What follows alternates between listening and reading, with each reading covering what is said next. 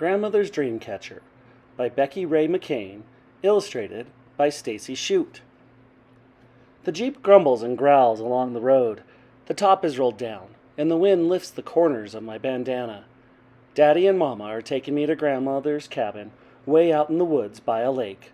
I will stay with her while Daddy and Mama find a home near Daddy's new job in Chicago. When Daddy turns, the road becomes skinny like a snake. I lean back and close my eyes.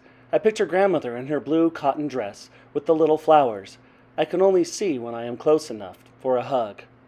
Grandmother is Chippewa, like us. She is tiny and brown, with dark, shiny eyes that wrinkle in the corners when she smiles. She is almost light enough for me to lift in the air. That is what I will do someday, when I am a bigger girl.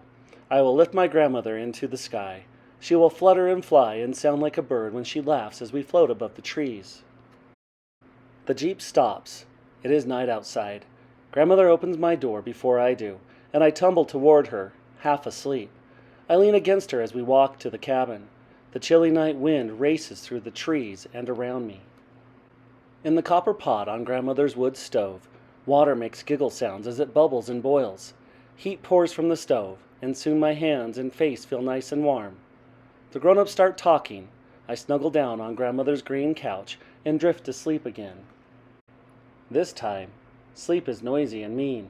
Scary things that howl, whistle, and hoot, like the night wind, are so close.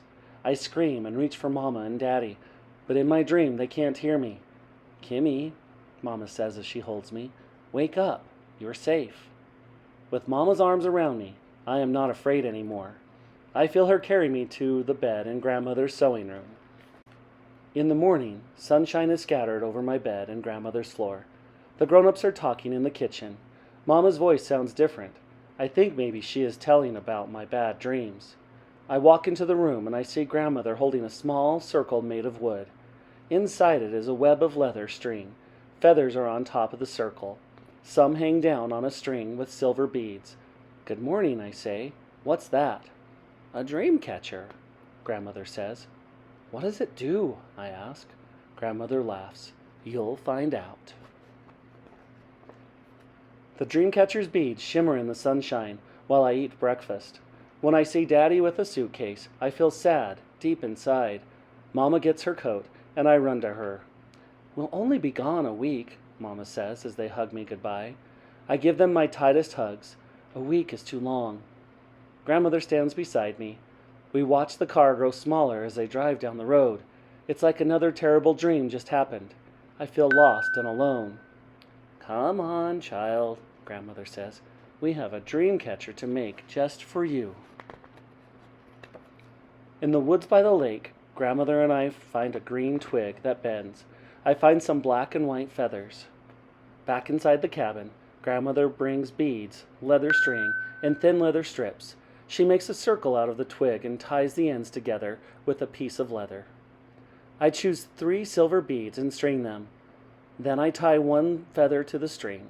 Grandmother loops a long piece of leather string around the inside of the circle to make the web.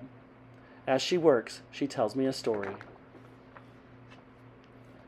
"Before you and I had grandmothers, a Chippewa girl had scary dreams," she says. "She would toss and turn and wake herself up with her own screams." "I do that," I say. So her grandmother did what our people still do. She asked the Great Spirit for help, and she was given a vision of a dreamcatcher circle. It had feathers on it just like yours and mine, but the inside was empty. When this grandmother hung the dreamcatcher above the grandchild's head, a spider came down and made a web on the inside. All the child's dreams were then caught in that web to go to the Great Spirit. Only the sweet dreams were permitted to go back to the girl. "Did it work?" I asked. "Of course," says Grandmother. After we finish the dream catcher, we hang it above my pillow. That night, I shiver when I think of Mama and Daddy so far away. Grandmother finds me. She sweeps back my hair as she rocks me. I am warm again. Somehow, I am in my bed.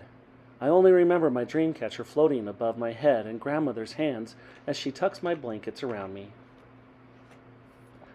When I awake, I see my dream catcher turn in the morning light. Grandmother peeks in my room. I'm happy, Grandmother, I tell her. My bad dreams didn't come last night.